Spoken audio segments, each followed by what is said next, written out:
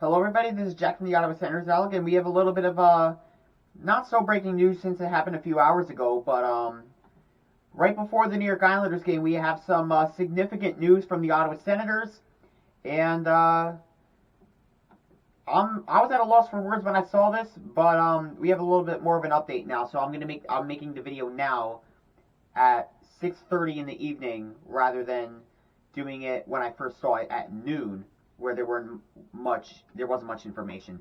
But regardless, it's pretty insane. Shane Pinto has been suspended for 41 games for violating the NHL sports gambling rules. So, unsigned Ottawa Senators forward Shane Pinto has been suspended 41 games for violating the NHL's league gambling policy. So this was announced today, obviously, and the National Hockey League announced today, obviously, the league's investigation found no evidence that Pinto made any wagers on NHL games, which was interesting because there is a rule in the collective bargaining agreement, I believe, where players are allowed to gamble on non-NHL games. So that's like NFL, Major League Baseball, and NBA. And the Senator's statement said, "We were made aware of the National Hockey League investigation into this matter, and additional information was made available to upon the club upon the completion of the league's investigation yesterday. Shane is a valued member of our hockey club, an engaging, intelligent young man who made poor decisions that resulted in a suspension by the NHL. We know he is remorseful for his mistakes. The Ottawa Senators fully support the NHL's rules on gambling. While saddened to learn of this issue, the entire organization remains committed to Shane and will work together to do what is necessary to provide help and support that will allow him to address his issues and become a strong contributor to our community. When the time is right and with the league's blessing, we will welcome him back to the organization and embrace him as one of our own."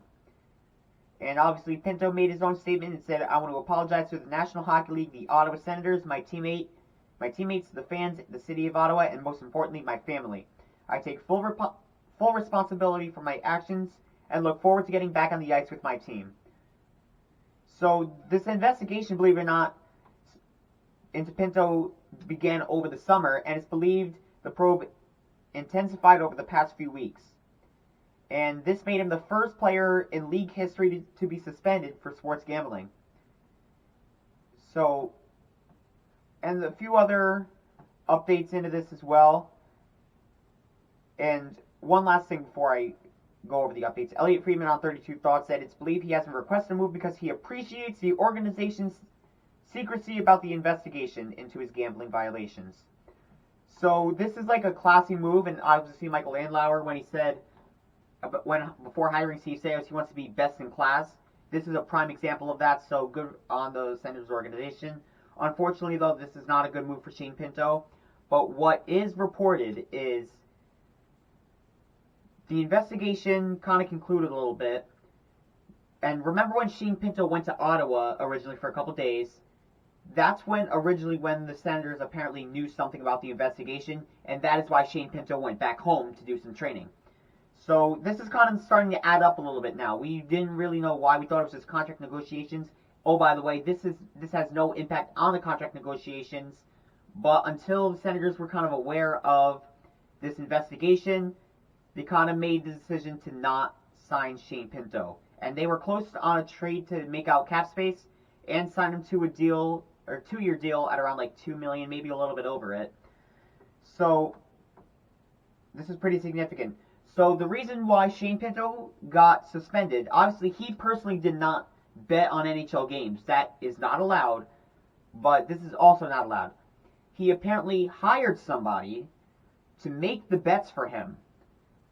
So he hired like a hitman in a sense to bet on NHL games or whatever it may be for Shane Pinto, because you're obviously not allowed to do that as a National Hockey League player. So either way, that is also a big no-no, and that is basically why he got suspended for 41 games. And all his leverage now is gone, so in a sense, this is kind of a win in a sense. I'm not sure. This is not a win for the player, not a win for the organization in a sense, but this is a win in terms of our cap situation, because that means Pinto has no leverage now. He will literally probably have to sign his qualifying offer, which is around like $870-something thousand, and it's only for 1 year, so and the Sens should have room to sign him to a deal that he wants.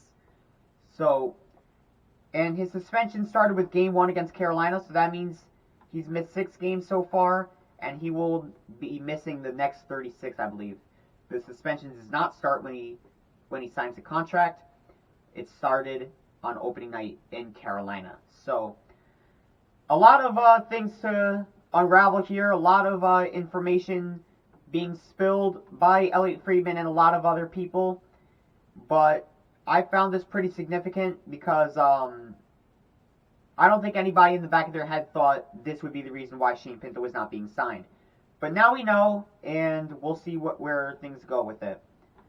So comment down below what you think. For me personally, it's pretty strange. The saga continues, but we finally sort of have an answer. And Bruce Garriock did mention in Detroit in the intermission, we're going to find an answer as to the Pinto saga, but it does not look like it was going to be an extension, and he was right with it. Most people thought it was going to be a trade, but it was obviously a suspension. So, yeah, this is pretty interesting. So, this means Pinto has no leverage now. He'll probably have to sign his qualifying offer, and that should give the Ottawa Senators well enough room where they don't have to trade anybody. So, Kubalik would stay, Bransford would stay, Joseph would stay, and he was definitely not getting traded, obviously, just because he's been playing good and everything. But, yeah, so Pinto basically has no leverage now, and the fan base definitely owes Pierre Dorion an apology for handling this situation. Obviously, he knew something we didn't, and we were kind of crapping on him a little bit because we were saying, like, he's being lazy, his asset management was terrible, which it still was. But now we can understand why he didn't make Pinto a priority as much as we would expect him to. So again, comment down below what you think. This is Jack from the Ottawa Senators Outlook, and go Sens go.